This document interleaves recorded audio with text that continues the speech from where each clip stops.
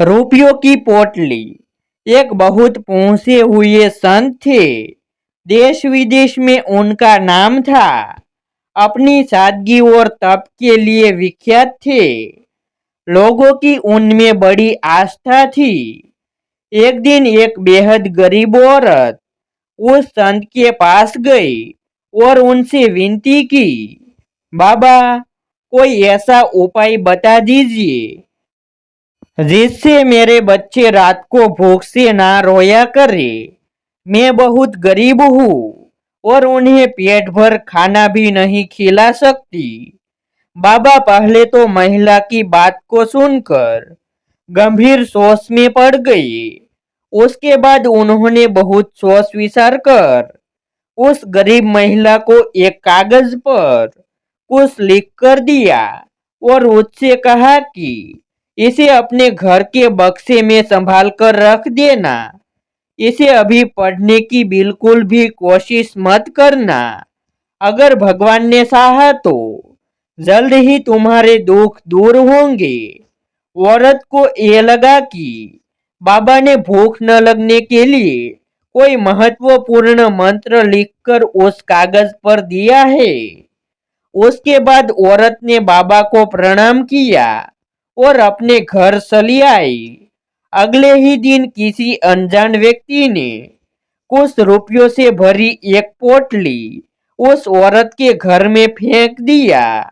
उस औरत के पति ने उन रुपयों से सब्जी और फल की एक दुकान कर ली और दिन रात मेहनत करने लगा।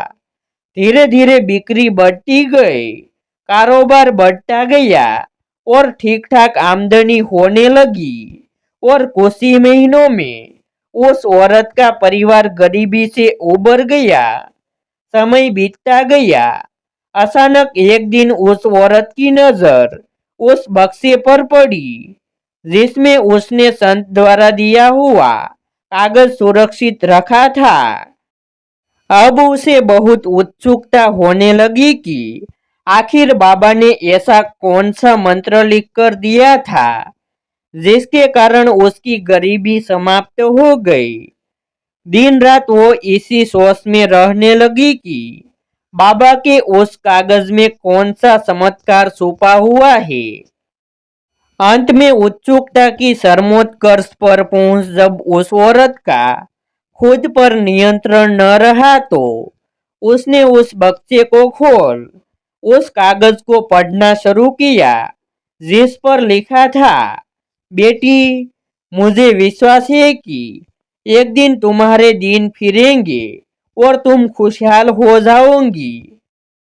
लेकिन जब कभी तुम्हारे पास तुम्हारी जरूरत से ज्यादा रुपये हो जाए तो तुम उन्हें किसी बक्से में छुपा कर रखने के बजाय कुछ ऐसे जरूरतमंद लोगों के घरों में फेंक देना जहां रात को भूख से रोने बिलखने की आवाजें आती हो।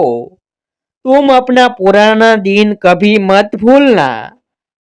औरत को समझते देर न लगी कि वो रुपयों की पोटली बाबा के ही किसी भक्त ने उसके घर फेंका होगा जिससे उसकी गरीबी दूर हो गई।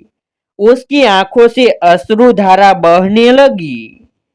ऐसे ही नए नए प्रेरणात्मक वीडियो देखने के लिए हमारी यूट्यूब चैनल सब्सक्राइब करें, वीडियो को लाइक करें और शेयर करें। फिर मिलते हैं एक नई स्टोरी के साथ।